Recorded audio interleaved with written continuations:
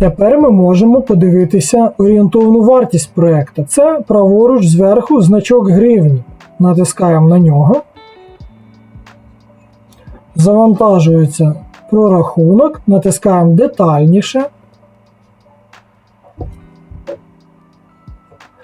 Бачимо наш прорахунок. Матеріали, скільки чого, статус матеріалу. Бачимо вартість. Послуги, які послуги у нас в проєкті є, їхня вартість. І фурнітура, і її вартість.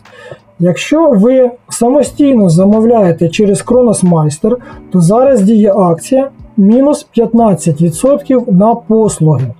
Бачимо, зараз у мене послуги 4854. Зверху ліворуч я натискаю на ось цю чекпоінт, на наш боксик.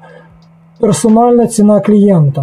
Ставимо галочку, перераховується. І вже замість 4854 у мене 4129. Тобто там 700 гривень вже економія чисто на тому, що ви самостійно через Kronos-Meister оформили даний проєкт.